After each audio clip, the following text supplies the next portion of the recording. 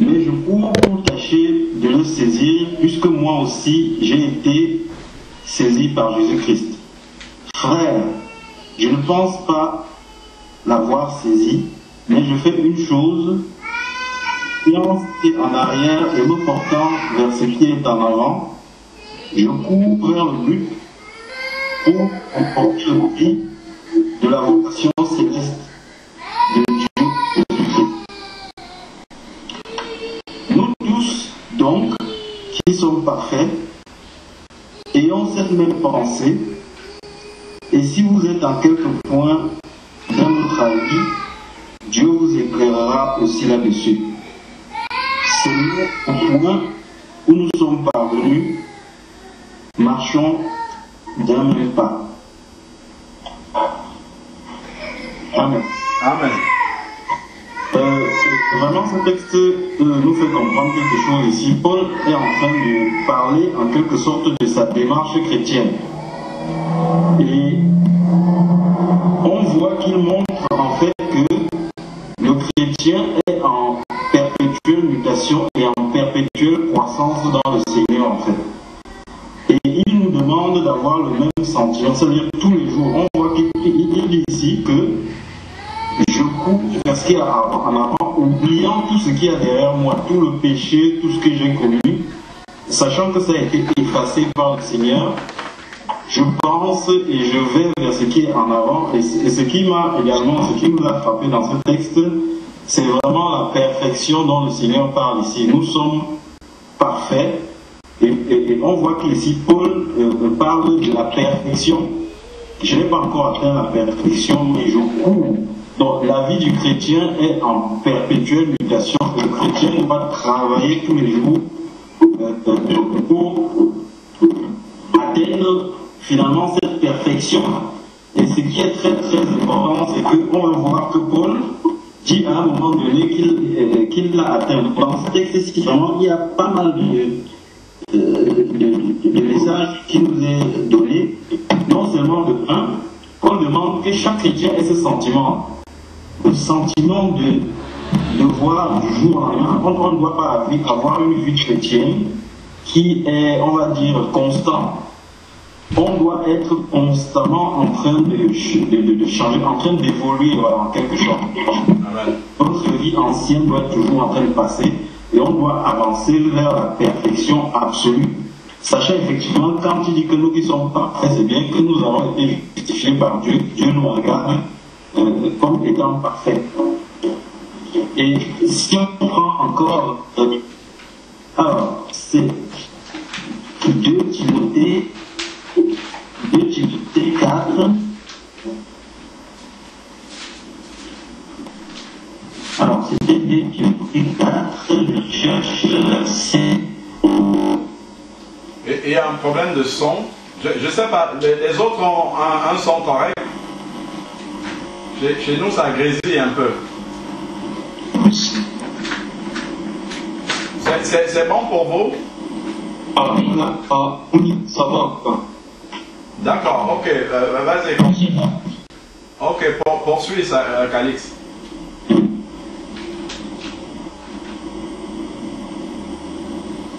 Alors, donc, je cherche le verset, donc je suis dans Timothée 4, Paul dit qu'il a combattu le bon combat et qu'il a achevé en fait. Alors, je cherche là, c'était Timothée 4, voilà, c'est verset 7, 2 Timothée 4, verset 7. J'ai combattu le bon combat, j'ai achevé la course, j'ai gardé la foi. Désormais, la couronne de justice m'est réservée. Le Seigneur, le juste juge, me la donnera dans ce temps-là. Et non seulement à moi, mais encore à tous ceux qui auront aimé son avènement. Donc, c'est ce que le Seigneur nous a fait partager hier ici, et effectivement dans ce texte, c'est qu'on a vraiment le chrétien a un travail à faire par rapport à sa vie, par rapport à sa communion avec le Seigneur et surtout par rapport au travail de perfection en fait. Le perfectionnement, comme on dit, c'est pour moi effectivement le mot qui m'a saisi dedans, c'est parfait. Vraiment là, on a en quelque sorte des 5 ans de vie sans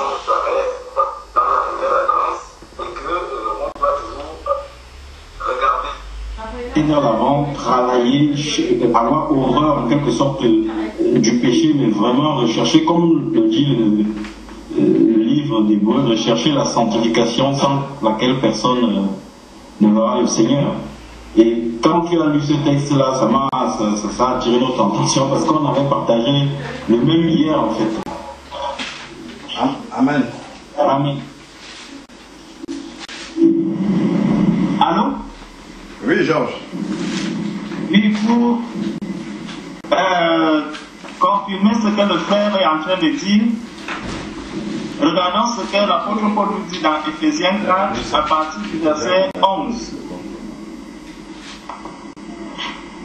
Éphésiens 4 à partir du verset 11, il nous dit: et il a donné les uns comme apôtres, les autres comme prophètes, les autres comme évangélistes, les autres comme pasteurs et docteurs. Bon, pourquoi faire? Pourquoi est-ce que le Seigneur a attribué ces différents rôles à ses serviteurs? Parce qu'il pouvait bien remettre à ses disciples, à l'un de ses disciples, toutes ces tâches. Mais pourquoi est-ce qu'il l'a fait? Il nous dit: pour le perfectionnement des saints, en vue de l'œuvre du ministère et de l'édification du corps de Christ. Donc, lorsque nous voyons ce que la manière dont l'apôtre Paul a réparti ces différentes tâches, a fait ces différentes, je ne sais pas, consécrations, lorsqu'il a confié ces différentes tâches à différentes personnes, donc les apôtres, les prophètes, les évangélistes, les pasteurs, les docteurs, c'est effectivement pour que nous devenions, pour que les uns et les autres se perfectionnent. Ça veut dire chaque jour que le corps du Christ se rassemble, il y a toujours un profit qu'un élément du corps du Christ doit tirer, et il doit tirer ce profit pour son perfectionnement, donc pour vraiment atteindre la stature parfaite. Pour atteindre la stature parfaite à laquelle nous sommes appelés. Amen. Et il continue en disant: jusqu'à ce que nous soyons donc tous parvenus à l'unité de la foi et de la connaissance du Fils de Dieu.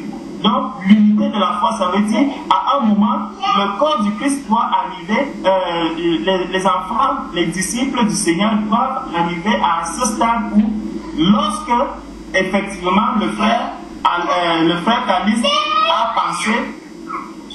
a pensé de la perfection, que la même pensée agisse, ressorte dans l'esprit du frère Alain, que la même pensée ressorte dans l'esprit du frère Olivier, et que lorsque nous lisons un message comme celui-ci, un verset comme celui-ci, que nous ayons tous la même pensée, que nous ayons tous le même éclairage par rapport à ce verset. C'est à cela que le Seigneur nous appelle. C'est à ça que nous devons tous tendre. Dès lors que nous arrivons encore à avoir peut-être des idées divergentes sur un verset ou sur une parole que le Seigneur a prononcée, nous devons rentrer effectivement dans la prière pour que le Seigneur nous apporte son éclaircissement, pour que le Seigneur nous donne vraiment ce que lui il pense de cela. Et ça veut dire aussi que nous tous, nous devons vraiment avoir le regard uniquement penché sur le Seigneur, de sorte que nous ayons l'esprit de discernement, que nous ayons vraiment l'éclairage qui vient du Seigneur. Et lorsque cet éclairage arrive, que nous ne raisonnons plus de nous-mêmes, mais que nous raisonnons maintenant avec ce que l'Esprit du Seigneur a mis en nous, parce qu'il dit que il a dit tout à l'heure que ce n'est plus lui qui vit, mais ce n'est plus dans 1 Corinthiens, il le dit dans 1 Corinthiens chapitre 3 je crois, au verset chapitre 1 Corinthiens, voilà. 1 Corinthiens 3, chapitre verset 16. Il dit, ne savez-vous pas que vous êtes le temple de Dieu et que l'Esprit de Dieu habite en vous? Donc, l'Esprit de Dieu qui habite en nous, cet esprit, c'est le même esprit qui est en moi, qui est dans le frère Calice, qui est dans la sœur Elvie, qui est dans le frère Olivier. Donc, c'est le même esprit, et un même esprit ne peut pas avoir des pensées divergentes. Le même esprit ne peut avoir qu'une seule pensée, il ne peut réfléchir que de la même manière et de manière multipliée et se révéler et avoir donner cette révélation à tout ce qui porte son esprit. C'est vraiment ce à quoi nous sommes appelés à atteindre. Il dit afin que nous ne soyons plus des enfants flottants et emportés à tout vent de doctrine. Donc, on ne suit plus le vent comme quand il va à l'ouest, on suit de ce qui va à l'ouest, quand il va à gauche, on suit. Donc, que la doctrine du Seigneur soit la même et que nous ayons tous cet éclairage en tout temps, en tout lieu et au même instant. De sorte que lorsque un frère présente un verset, dès qu'il dit voici ce que l'autre dise, que l'assemblée dise Amen. Parce que nous acceptons ce qu'il a dit, parce que nous avons reçu cela du Saint-Esprit et que cela nous a été tous révélé de la même manière. Donc, vraiment, c'est juste ce quelques mots que je voulais ajouter à ce que le frère venait de dire. Amen. Amen, amen, amen. Donc, je voulais toujours continuer dans la même pensée. Justement, toujours, nous sommes en train de décortiquer, d'essayer, avec l'aide du Saint-Esprit, Philippiens 3,15, dont je dis pour Tata qui est peut-être arrivé après, qui n'a peut-être pas la référence du verset que nous sommes en train de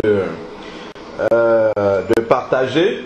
Donc c'est parti déjà d'une pensée du Saint-Esprit que le Seigneur a communiqué par la bouche de la sœur Elvire, qui a dit vous êtes tous beaux. Et quand elle a dit ça, l'Esprit aussi en moi a parlé en disant ça c'est le langage du Saint-Esprit. Si elle dit vous êtes tous beaux, en fait c'est ce que le Seigneur dit aussi dans sa parole. Et là nous sommes partis dans Philippiens 3,15 où c'est écrit c'est pourquoi nous tous qui sommes parfaits ayons ce même sentiment, et si en quelque chose nous avons un autre sentiment, Dieu nous le révélera aussi. Donc c'est écrit dans la Bible que nous sommes parfaits. Et là, nous comprenons bien de quoi il s'agit. Quand chacun d'entre nous se voit, nous voyons bien qu'il y a des imperfections. Et il y a des choses qui ne ressemblent pas à la perfection du Seigneur. Mais s'il dit que nous sommes parfaits, c'est grâce au sacrifice de Jésus à la croix. Et maintenant, nous sommes appelés à manifester concrètement cette perfection-là. Et c'est ça que les frères étaient en train d'expliquer, que le but du Seigneur, c'est de nous y amener jusqu'à ce que cette perfection-là puisse être concrètement manifeste dans notre vie. Et donc, si nous prenons déjà à la base dans Genèse, donc Dieu a créé Adam, on le sait bien, à son image. Donc Adam était parfait.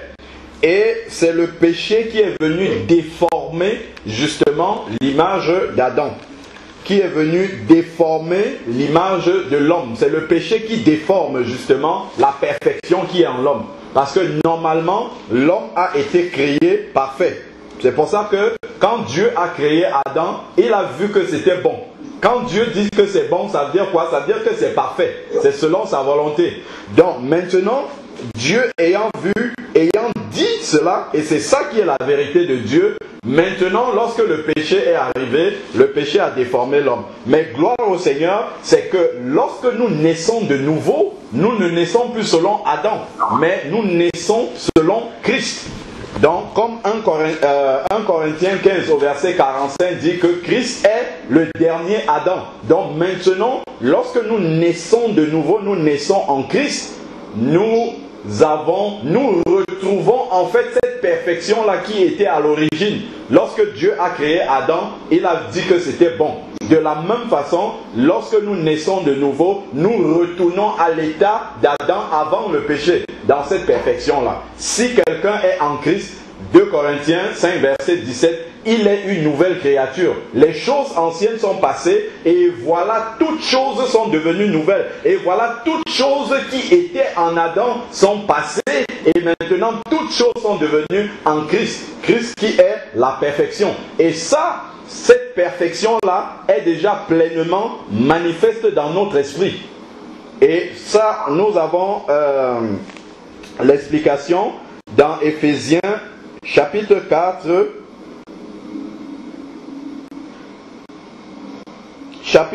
prenons à partir du verset 20 jusqu'à 24.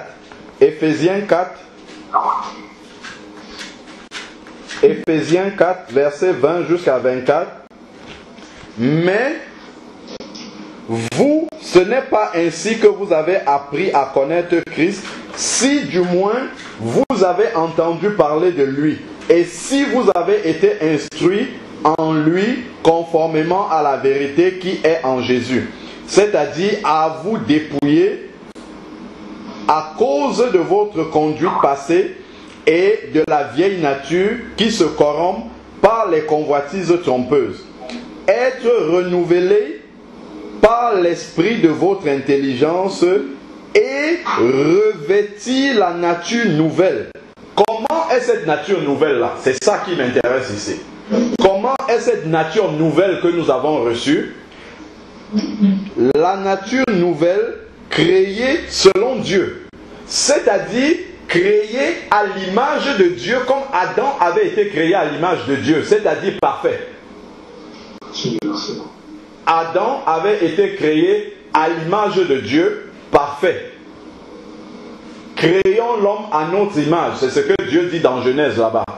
Donc, il a créé Adam conformément à son image de perfection. Et Christ est venu rétablir cette image de perfection-là. C'est pour ça que Philippiens 3, verset 15 peut dire que nous sommes parfaits. Nous sommes à l'image de Christ parfait. Donc, cette nouvelle nature-là, Éphésiens 4, verset 24, nous dit que Dieu l'a créé, que la nouvelle nature a été créée selon Dieu, donc à l'image de Dieu, dans une justice et une sainteté que produit la vérité. Une justice et une sainteté que produit la vérité, ça veut dire que la nouvelle nature est saine. C'est pour ça qu'on nous appelle des saints. Quand on dit des saints, on a envie de trembler. Parce que quand nous regardons, on dit nous sommes saints. Nos yeux charnels ne voient pas cette sainteté-là. Mais les yeux de l'esprit voient que nous sommes saints. Parce que le Père, quand il nous regarde, ce n'est pas nous qui le regarde. C'est l'image de Jésus. C'est l'Esprit de Dieu qui est en nous que le Seigneur voit et il voit que nous sommes saints. Voilà pourquoi il va tout faire comme Georges a lu tout à l'heure dans Éphésiens 4 verset 11 jusqu'à 13. Il a dit que le but des ministères c'est pour nous amener à la perfection, pour le perfectionnement des saints, pour accompagner les saints dans la manifestation justement de cette sainteté-là, de façon concrète. Voilà pourquoi maintenant, vous allez voir dans la suite au verset 25, Éphésiens 4, verset 25, puisque nous sommes parfaits dans l'esprit, puisque la nouvelle nature que nous avons reçue est parfaite, il faut la manifester. Il ne suffit pas juste de confesser que cela est vrai, c'est vrai spirituellement, mais maintenant, de façon concrète, il faut la manifester. Parce qu'on sait bien que notre âme n'est pas régénérée au moment de la nouvelle naissance, ni notre corps physique. Seul l'esprit est régénéré. L'esprit est déjà à l'image de la perfection de Dieu. Maintenant, il faut que l'âme, le siège de nos émotions, donc le siège de notre être conscient à l'intérieur, les émotions, les pensées, les sentiments, la volonté, tout ça doit venir à la perfection de Christ. tout cela doit devenir comme notre esprit, c'est-à-dire parfait. C'est pourquoi, verset 25, Éphésiens 4, 25, c'est pourquoi rejeter le mensonge. Pourquoi notre esprit, lui, ne peut pas mentir? Parce que Dieu ne ment pas. Or, notre esprit est à l'image de Dieu. Notre nouvelle nature est à l'image de Dieu, dont elle ne peut pas mentir. C'est pour ça que de façon concrète, de façon pratique, je ne dois plus mentir. C'est pourquoi, donc, à cause du fait que notre nature nouvelle, celle que nous avons reçue, est parfaite, nous ne devons plus mentir, nous devons rejeter le mensonge, se séparer de ce qui était d'Adam, se séparer de ce qui était de l'ancienne nature, se séparer de ce qui a déformé l'image de l'homme, qui était à la base à l'image de Dieu, donc dans la perfection, mais à cause de ce péché, à cause du mensonge, à cause justement du péché originel, cette image est déformée. Donc, nous devons maintenant de façon pratique commencer à laisser le Saint-Esprit redresser cette image-là afin qu'elle soit visible physiquement maintenant. Que ça ne soit plus que dans le spirituel que ça soit vrai, mais que pratiquement que nous le voyons. C'est pour cela d'ailleurs que Jésus est descendu pour vivre la perfection. Il fallait qu'il manifeste la perfection dans le concret. C'est pour cela qu'il est descendu, pour nous donner un modèle, un exemple à suivre. Rejetez le mensonge. Et que chacun de vous parle avec vérité à son prochain, car nous sommes membres les uns des autres. Si vous vous mettez en colère, ne péchez pas, ainsi de suite. Il continue, il avance pour ne pas donner accès au diable, celui qui dérobait, qui volait, ainsi de suite. Donc il commence en fait à décliner toutes les caractéristiques et les manifestations de la perfection de Dieu qui doivent devenir concrètes dans notre vie. Voilà. Amen. Donc, effectivement, ça doit nous encourager de voir que la Bible dit que nous sommes parfaits, mais encore plus, ça doit nous rappeler le devoir de manifester concrètement cette perfection-là dans notre vie quotidienne. C'est sûr que tout n'arrive pas en un instant, mais nous devons aspirer, comme l'apôtre Paul dit, à cela. Nous devons courir pour atteindre ce but-là, ce but final-là, que la perfection de Dieu soit manifeste concrètement dans notre vie. Amen. Une version littérale en fait de verset. Donc c'est Philippiens chapitre 3 verset 15.